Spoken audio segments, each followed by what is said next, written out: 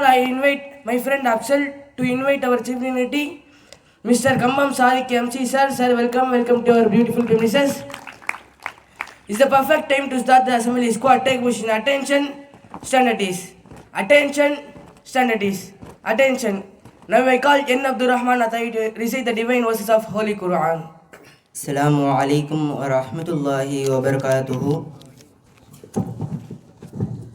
أعوذ بالله من الشيطان الرجيم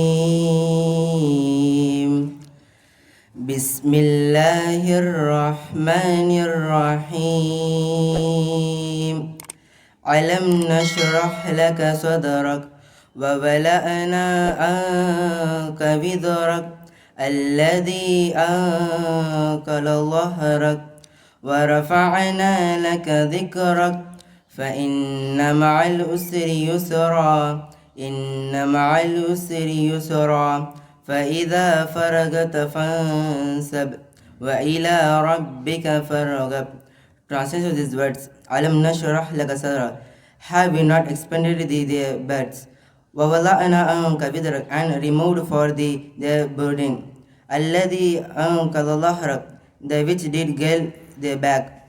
وَرَفَعْنَا لَكَ ذِكْرَكَ, and received he the stem too. فَإِنَّ مَعَ الْعُسْرِ يُسْرًا, so verily with every difficulty there is relief. إِنَّ مَعَ الْعُسْرِ يُسْرًا, verily with every difficulty there is relief.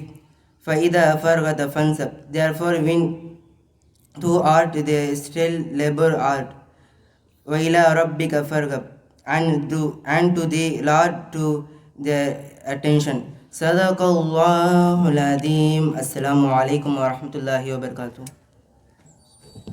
Thank you, N. Abdul Rahman. At next, I call singing club of Atai to sing Tamil Thai Valtu.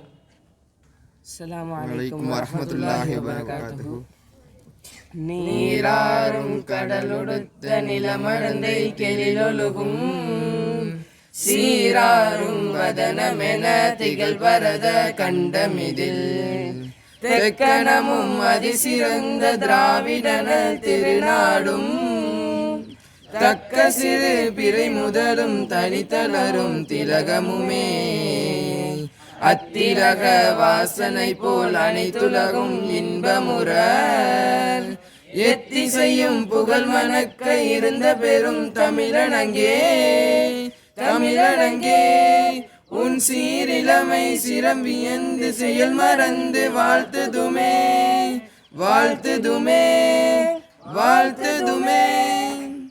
அஸ்ஸலாமு அலைக்கும் வரஹ்மத்துல்லாஹி வபரகாத்துஹு. Thank you, guys. It's the perfect time to hoist the flag, Ya Hamim.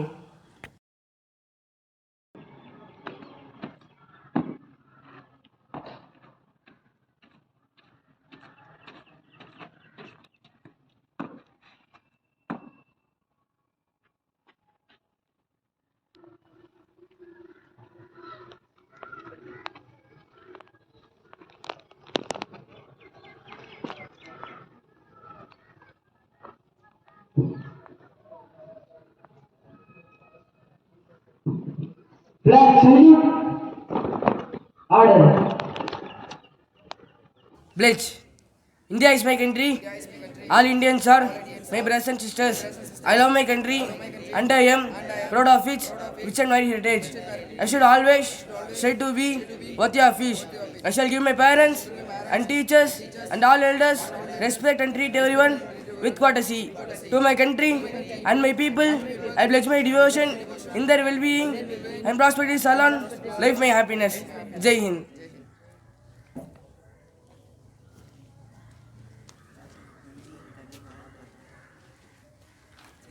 At next, I call Nehmat Faisal Atai to give the motivational speech to us. அஸ்ஸலாமு அலைக்கும் வரஹ்மத்துல்லாஹி வபரகாத்துஹு. இந்த அழகிய கொடியேற்றும் நிகழ்விலே அமரச் செய்ய அல்லாஹ்விற்கு எல்லா புகழும் என்று கூறியவனாக என்னுடைய உரையை ஆரம்பம் செய்கிறேன். இந்த உலகில் இருக்கிற பெரும்பாலான நபர்களுக்கு ஒவ்வொரு ஆசை இருக்கும். அதாவது 99.9% மனிதர்களுக்கு ஒரு ஆசை இருக்கும். என்னென்னா, நான் எப்படியாச்சும் என்னுடைய ஏதாச்சும் ஒரு துறையில் எடுத்து நான் எப்படியாச்சும் என் வாழ்க்கையில் நான் எப்படியா செட்டில் ஆயிடணும். நான் எப்படியாச்சும் ஐடி கம்பெனிக்கோ இல்லாட்டி ஏதாச்சும் ஒரு கம்பெனிக்கோ இல்லாட்டி ஏதாச்சும் ஒரு துறையை எடுத்தோம் நான் எப்படியாச்சும் என் வாழ்க்கையை செட்டில் ஆயிடணும். நான் எப்படியாச்சும் என்னுடைய வாழ்க்கையில் ஒரு பெரிய பொருளாதாரத்தில் போய் செட்டில் ஆயிடணும். இந்த செட்டில் அப்படின்றது ஒரு மாயைன்னு சொல்லலாம் மனித வாழ்வில். செட்டில்ன்ற வார்த்தைன்றது உண்மையானதே கிடையாது. செட்டில்ன்ற ரெண்டே விஷயத்தில் தான் இருக்குது. ஒன்று என்னென்னா, என்னைக்கு நம்ம மூச்சு அடங்கி நம்மளை கபூரில் தூக்கி அடக்கம் பண்ணுறாங்க அன்னைக்கு நம்ம செட்டில் ஆகிட்டோம். ரெண்டாவது என்னென்னா, தான் இறந்த பிறகும் தன் சமுதாயத்திற்கு தன்னுடைய வரலாறு என்பது கதையாக சொல்லப்படாமல் இவ்வுலகிற்கு சரித்திரமாக சொல்லப்பட்டது, அந்த மனிதன் செட்டில் ஆகிட்டாருன்னு அர்த்தம். ஏன்னா சைக்கிளில் போகிறவனுக்கு பைக்கில் போகிறவனை பார்த்தா செட்டில் ஆகிட்ட மாதிரி தெரியும், பைக்கில் போகிறவனுக்கு காரில் போகிறவனை பார்த்தா செட்டில் ஆகிட்ட மாதிரி தெரியும், அதே காரில் போகிறவனுக்கு இன்னொரு அதோட பெரிய காரில் போகிறவனை பார்த்தா செட்டில் ஆகிட்ட மாதிரி தெரியும். இந்த மாதிரி மனித வாழ்வில் படிநிலைகள் இருக்கோ ஒழிய ஒரு விஷயத்தை அடைஞ்சு ஒரு முழுமையான ஒரு விஷயத்தை அடையிறன்ற ஒரு வாழ்க்கை இல்லை. ஒருத்தன் ஜெயிச்சிட்டான்னு வச்சுக்கோங்களேன், அன்னைக்கு தான் அவனுக்கு பயம் அதிகமாகும். தோத்தவனுக்கு ஜெயிக்கணுன்ற ஆசை இருக்கும், ஆனால் ஜெயித்தவனுக்கு பயம் மட்டும்தான் இருக்கும். ஏன்னா தோத்தவனுக்கு ஜெயிக்கணுன்ற ஆசை, ஆனால் ஜெயிச்சவனுக்கு தன் வெற்றியை எவ்வாறு தற்காத்து கொள்ள வேண்டும். ஏனென்றால் வெற்றி என்பது எவனுக்கும் நிச்சயம் கிடையாது, அந்த வெற்றியை அவன் எவ்வாறு தற்காத்து கொள்கிறான் என்பதே தான் முக்கியம். அதன் காரணமாகத்தான் இந்த வாழ்க்கையில் செட்டில்ன்றதே கிடையாது. நீ என்னைக்கு செட்டில் ஆகிட்டு நினைக்கிறேன் அன்னைக்கு நீ தோத்துட்ட. ஏன்னா அன்னைக்கு அவன் வாழ்க்கையோட ஸ்பீடு குறைஞ்சிருச்சுன்னு அர்த்தம். ஏன்னா ஒரு இடத்துல நீ நின்றுட்டேன்னு வச்சுக்கோவேன், உனக்கு பின்னாடி போகிறவங்க கூட முன்னாடி போயிடுவான். அதுக்கு தான் லைஃப் இஸ் அ ரேஸ்ன்னு சொல்லுவாங்க. ஓடிக்கிட்டே இருக்கணும் அந்த லைஃப்பில். என்னைக்கு நீ நிற்கிறிய அன்னைக்கு தோத்துட்ட. இதுதான் நம்மளோட இலக்குன்னு நினச்சிட்டேன்னு வச்சுக்கோவேன், வாழ்க்கையில் நீ உன்னுடைய உத்தமமான ஒரு இடத்தை உன்னையால் அடைய முடியாது. நீ நினைத்தது தான் உன்னுடைய இடம் நினச்சிட்டு இருப்ப, ஆனால் உனக்கு பின்னாடி வந்தவன் உன்னை விட ஒரு பெரும் இடத்துக்கு போகும்போது நினைப்பேன், இன்னும் கொஞ்சம் முயற்சி செஞ்சிருந்தா அந்த இடத்துக்கு போயிருக்கலாமே. அந்த நேரத்தில் கவலைப்பட்டு ஒரு பிரயோஜனம் கிடையாது. நீ இந்த வாழ்க்கையில் வெற்றி பெற வேண்டுமா, நீ அந்த இடத்தில் என்றும் ஓடிக்கொண்டே. இன்றைய சமுதாயத்துக்கு ஒரு முக்கியமான ஒரு தேவை, இந்த வாழ்க்கையில் ஒரு மனுஷன் ஜெயிக்கணும் அப்படின்னா அவனுக்கு ஒரு ஆயுதம் தேவைப்படுது. அந்த ஆயுதத்தை இந்த அளவுக்கு, அதாவது அந்த ஆயுதத்தை இன்றி வரைக்கும் எவனாலையும் எப்படி சொல்கிறது, இன்றி வரைக்கும் எவனாலையும் அந்த ஆயுதத்தை தோக்கடிக்க முடியாது. அவ்வளோ ஒரு பலம் வாய்ந்த ஆயுதம். பெரும் பெரும் தலைவர்கள் அந்த ஆயுதத்தை கையில் எடுத்ததுனால தான் அவர்கள் பெரும் ஆளுமைகளாகவும் சரித்திரத்தில் பேசக்கூடிய சரித்திரவான்களாகவும் இருக்கின்றார்கள். அந்த ஆயுதத்தின் பெயர் தான் கல்வி.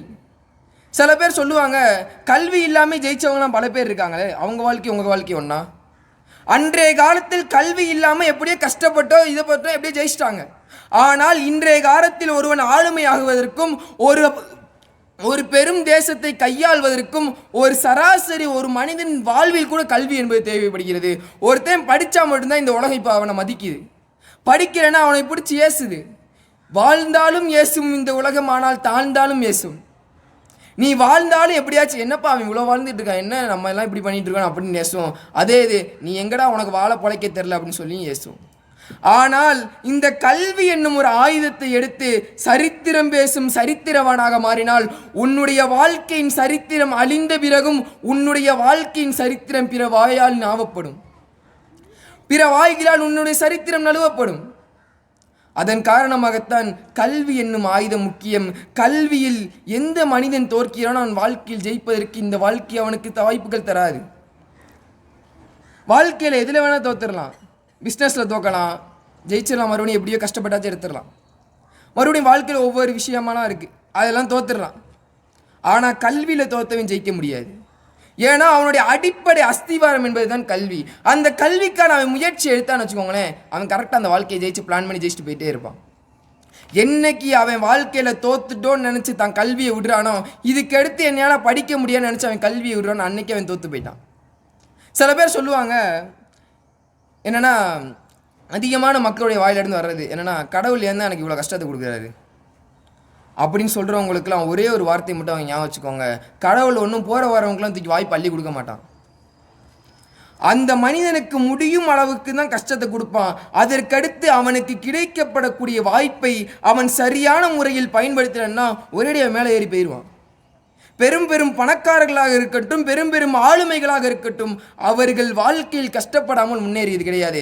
எவ்வளோ பெரிய பேக்ரவுண்ட் வச்ச பணக்காரனாக இருக்கட்டும், அவனை புள்ள கஷ்டப்பட்டு தான் அந்த பேக்ரவுண்ட் அவனால் அடைய முடியும். தான் எவ்வளோ தான் கஷ்டப்பட்டு ஒரு பேக்ரவுண்ட் சேர்த்தாலும் தனக்கு பின்னாடி வர சமுதாயம் அதை பாதுகாக்கிறதுக்கு அவன் கஷ்டப்பட்டு தான் ஆகணும். இல்லைனா அது பின்னாடி வர அழிஞ்சு போயிடும். அவன் அதற்கேற்ற முயற்சி செய்ய வேண்டும். ரெண்டாவது என்னென்னா, கரெக்டான ஆப்பர்ச்சுனிட்டி கிடைக்குமா பயன்படுத்திக்கணும்.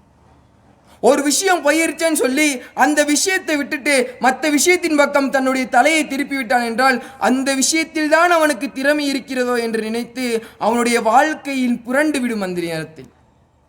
ஆனால் நாம் சற்று சிந்தித்து பார்க்க வேண்டும். வாழ்க்கையில் ஜெயிக்கணும்னா ஒன்று கல்வி வேணும், ரெண்டாவது முயற்சி வேணும், மூணாவது டைம். சென்று கொண்டிருப்பவன் நேரத்தை வென்று கொண்டிருக்கிறான், நின்று கொண்டிருப்பவனே நேரம் தின்று கொண்டிருக்கிறது. டைம் இஸ் கோல்டுன்னு சொல்லுவாங்க, காலம் பொன் போன்றுன்னுவாங்க. ஆனால் அது தப்பு. காலம் விலை மதிப்பல்லாது. தங்கத்தை கூட காசு கொடுத்து வாங்கிடலாம், ஆனால் காலத்தை காசு கொடுத்து வாங்க முடியாது. அதனால தான் காலம் என்பது விலை மதிப்பற்றது. இந்த உலகத்தில் எத்தனையோ பொருட்களை வாங்கக்கூடிய பணக்காரன் பிறந்தான். சென்ற காலத்தை வாங்கும் பணக்காரன் இவ்வுலகில் இன்றும் பிறக்கவில்லை, இதற்கு பிறகு பிறக்கப் போவதும் கிடையாது. சென்ற காலத்தை நாம் விட்டுவிட்டு இருக்கும் காலத்தை சரியாக முறையில் பயன்படுத்த வேண்டும். இந்த மூன்றும் ஒரு மனிதன் வாழ்வில் இருந்தால் நிச்சயமாக அவன் ஜெயித்து விடலாம்.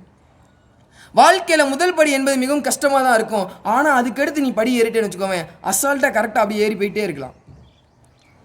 ஒரு நாட்டில் ஒரு அரசர் இருந்தாராம்.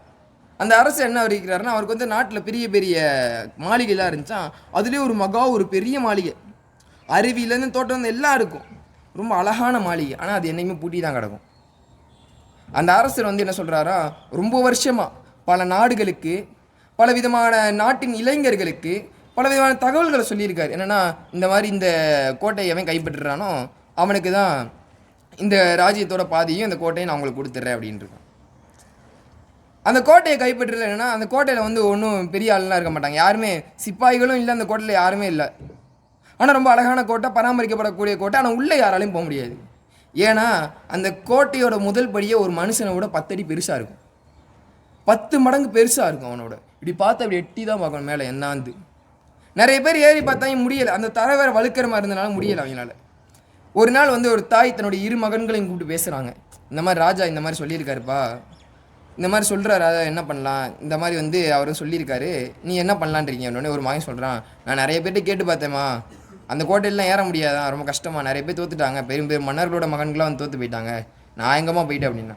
ரெண்டாவது ஒருத்தன் சொன்னால், அந்த கோட்டையை பற்றி நான் இன்னும் கொஞ்சம் தெரிஞ்சுக்கிறேனே அப்படின்னு சொல்லிட்டு அவங்க அம்மாட்ட அதை பற்றிலாம் கேட்குறான். இந்த மாதிரி அது அழகாக இருக்கும்ப்பா, இந்த மாதிரி ராஜா சொல்லியிருக்காரு அப்படின்னே அவனுக்கு ஒரு ஆசை வந்துருச்சு, இந்த ராஜ்யத்தில் பாதி தான் நமக்கு நல்லா இருக்குமே, அந்த கோட்டை வேறு ரொம்ப அழகானது, நம்ம நிறைய டைம் பார்த்துருக்கோம், ஆனால் உள்ளே ஒரு டைம் கூட போனால் இல்லை அப்படின்னு சொல்லிட்டு அவனும் போகிறான். அவனோட சேர்ந்து ஒரு 100கணக்கான பேர் வர்றாங்க.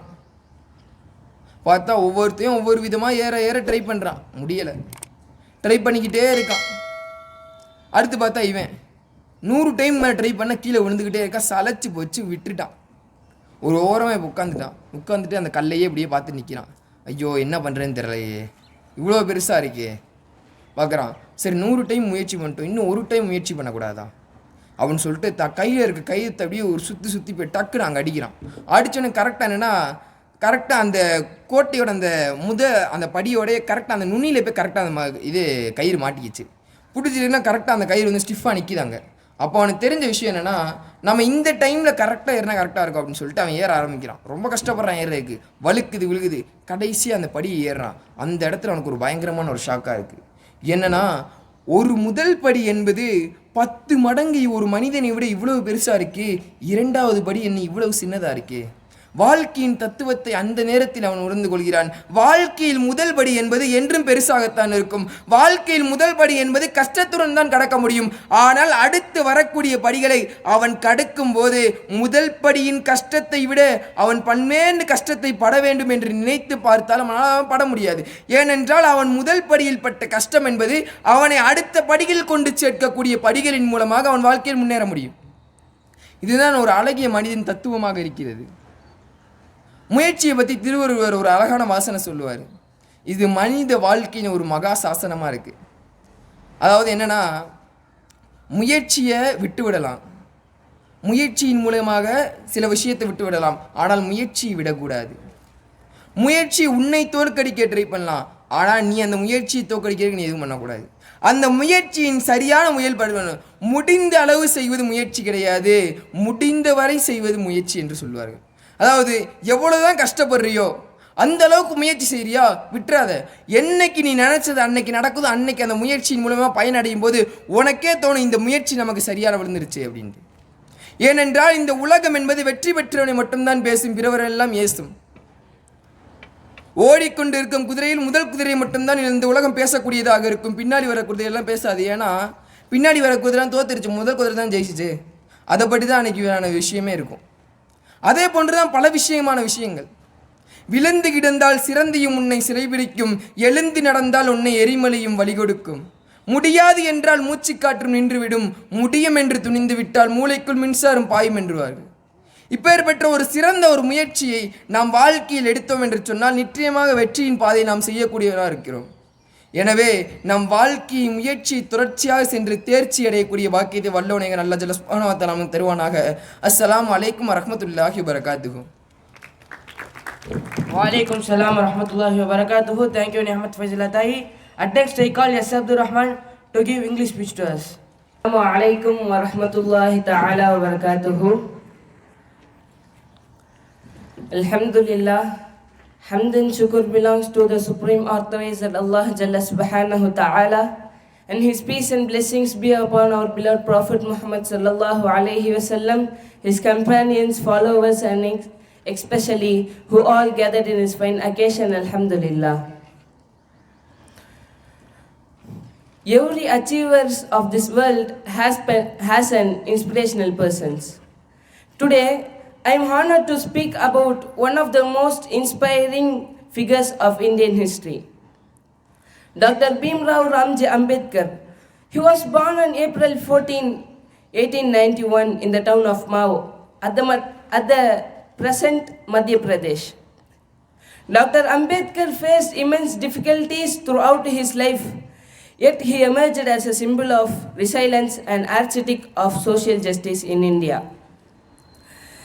Dr. Ambedkar's life was marked by harsh discrimination.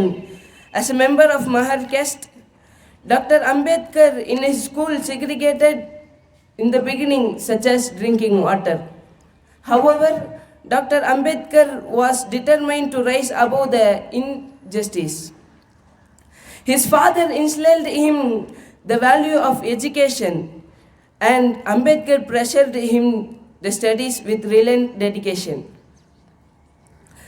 He completed his schooling in 1913, received a scholarship from the Maharaja of Baroda, and to study at Columbia University at the UK. At Columbia, Ambedkar excelled academically, earning a master's degree and later a PhD in economics. He did not forget the political philosophy which made his discrimination. Dr. Ambedkar was the most educated person of his time. He struggled to find employment. His effort work in Baroda with a term of discrimination. He started publication to raise awareness about the plight of untouchables and began to emerge as a leader of marginalized communication. Dr. Ambedkar's community to social justice led him to law, and he earned a degree from Grace in London. One of the Dr. Ambedkar's most significant contribution was his role in drafting the Contribution of India. As the chairman of the drafting committee, Dr. Ambedkar drafted the Constitution of India. The Constitution became a powerful tool to dismantle the institutionalized caste discrimination and to promote social reform. In addition to his work in the law, the political, Dr. Ambedkar, a prolific writer and thinker of his works, such as Annihilation of Caste and the Problem of the Rupee, reflect his deep understanding in social economic issues. His version and not just an inclusive society remains revealed in inspiration. Dr. Ambedkar's life is a testament to the power of resilience. His legacy is not just in institution he helped build, but hope and courage instilled in millions. As we remember Dr. Ambedkar, let us draw inspiration from his life and continue to strive for the society where equality, justice, and dignity for all are not just details but realities. Thank you. Assalamu alaikum wa rahmatullahi wa barakatuh. Wa alaikum salam wa rahmatullahi wa barakatuh. At next, I call Marshad Atai to narrate the hadith. அஸ்ஸலாமு அலைக்கும் வரஹ்மத்துல்லாஹி வபரகாத்துஹு. நாம் வாராந்திர நடாத்தி வரக்கூடிய இந்த வாராந்திர கொடியேற்றும் நிகழ்ச்சியில் ஒவ்வொரு வாரமும் ஒவ்வொரு புதிய ஹதீதினை கேட்டு அதன்படி நாம் அமல் செய்து வருகின்றோம். அந்த அடிப்படையில் இந்த உலகத்திலே உள்ள அனைத்து மனிதர்களும் ஒவ்வொரு விஷயத்தின் மீதும் ஒரு இயல்புடையவர்களாக இருப்பார்கள். அதன் அடிப்படையில் 3 விஷயத்தை ரசூலுல்லாஹி ஸல்லல்லாஹு அலைஹி வஸல்லம் அவர்கள் சொல்கிறார்கள். ஒன்றே பாவம் செய்யக்கூடியவனாக இருப்பான். ஒரு மனிதன் தன்னுடைய வாழ்விலே இயல்பாக பாவம் செய்யக்கூடிய மனிதனாக இருப்பான். அல்லது அவன் மறதியினால் ஒரு விஷயத்தை செய்து விடுவான். அல்லது அவனுக்கு மேலுள்ள தலைமையில் கீழ் கட்டுப்பட்டு ஒரு பாவத்தை செய்து விடுவான். அப்படிப்பட்ட மனிதர்களை பார்த்து ரசூலுல்லாஹி ஸல்லல்லாஹு அலைஹி வஸல்லம் அவர்கள் அறிவிக்கிறார்கள், இன்னல்லாஹ தஜாவஸலி, நிச்சயமாக அல்லாஹ் தஆலா என்னை தொட்டு மன்னிக்கின்றான், உம்மத்தி என்னை பின்பற்றுபவர்களை மன்னிக்கின்றான், ஹதா அவர்களுடைய பாவங்களை அல்லாஹ் தஆலா மன்னிக்கின்றான், வனிஸ்யான் அவர்களுடைய மறதியை அல்லாஹ் தஆலா மன்னிக்கின்றான், வமஸ்துக்ரிஹு அலைஹி மேலும் அவன் ஒரு கட்டாயத்தினால் ஒரு விஷயத்தை செய்துகிறான் அல்லவா, அப்படிப்பட்ட அந்த விஷயத்தை அல்லாஹ் தஆலா மன்னிக்கிறான் என்பதாக ரசூலுல்லாஹி ஸல்லல்லாஹு அலைஹி வஸல்லம் அவர்கள் அறிவிக்கின்றார்கள். நாம் வாழக்கூடிய காலங்களில் இனி நாம் பாவம் செய்யாதவர்களாகவும் மறதி இல்லாதவர்களாகவும் வாழக்கூடிய பாக்கியத்தை வல்ல ரஹ்மான் அல்லாஹ் உங்களுக்கும் எனக்கும் தந்த அருள் புரிவானாக. வாஹிரு தவானா அல்ஹம்துலில்லாஹி ரப்பில் ஆலமீன். Thank you, Marshad Atai. At next, I call my friend Afzal Ahmad to tell the Tirkural. அஸ்ஸலாமு அலைக்கும் வரஹ்மத்துல்லாஹி தஆலா பரகாத்துஹு. வாரந்தோறும் நாம் ஒரு திருக்குறளை கேட்டு வருகிறோம். அதன் வழியாக இன்று வாரம் ஒரு திருக்குறளை நாம் கேட்க இருக்கிறோம். முயற்சி திருவினை ஆக்கும், முயற்றின்மை இன்மை புகுத்துவிடும். பொருள், முயற்சி செய்தால் ஒருவனுக்கும் செல்வம் பெறும், முயற்சி இல்லாவிட்டால் அவர்களுக்கு வறுமை வந்து சேரும். என்னவென்று சொல்கிறான்னு பார்த்தா, ஒருத்தன் எவ்வளோ முயற்சி செய்கிறானோ, ஹார்ட் ஒர்க் எவ்வளோ அவன் கஷ்டப்பட்டு அவன் முயற்சி செய்கிறானோ அவனுக்கு அனைத்தும் செல்வம் அவன் இடத்தில் வந்து சேரும். ஆனால் ஒருத்தர் முயற்சி செய்யாமல் இருக்கான், என்னால் செய்ய முடியாது, என்னால் எதுவும் பண்ண முடியாது, அப்படி அவன் சோறுபட்டு சோம்பரிப்பட்டு இருந்தால் அவன் இடத்தில் செல்வம் வராது, அவன் இடத்தில் வறுமை தான் வந்து சேரும். எனவே வரக்கூடிய காலத்தில் அல்லாஹ் தஆலா உங்களையும் இது போன்று கடைப்பிடிக்க பாக்கி தருவானாக. அஸ்ஸலாமு அலைக்கும் வரஹ்மத்துல்லாஹி தஆலா பரகாத்துஹு. Wa alaikum salam wa rahmatullahi wa barakatuh. Thank you, Afzal. Now I call our beloved principal of Atai Arabic and Video Training Academy, N. Tariq Ahmad Ustad, to honor our dignity with the shield. Guys, give me a big clap.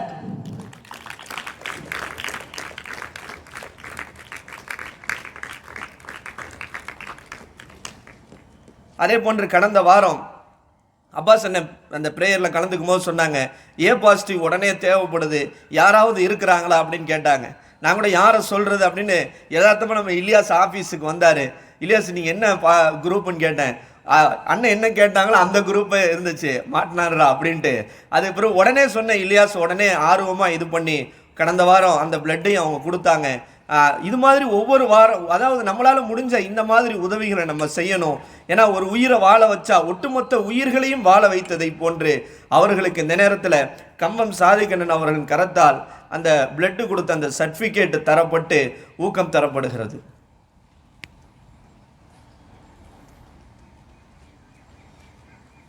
Mohammed Ilyas அவர்கள்.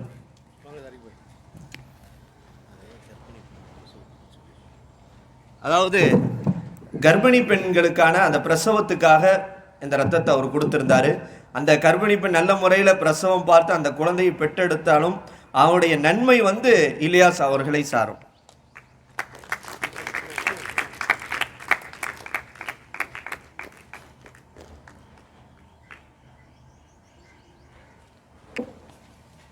Last but not least, squad, stand up. Take position. Attention, stand at ease. Attention, stand at ease. Attention. I call our singing crew of Atai to sing national anthem. जनगण मन अधिनायक जय हे भारत भाग्य विधाता पंजाब सिंध गुजरात मराठा द्राविड उत्कल बंगा विंध्य हिमाचल यमुना गंगा उत्कल जलधि तरंगा तब शुभ नामे जाहे जब शुभ आशीष माहे जाहे तब से दादा जनगण मंगल नायक जय हे भारत भाग्य विधाता जय हे जय हे जय हे जय जय जय जय हे. Squad, about 10 and take your chair and put in auditorium.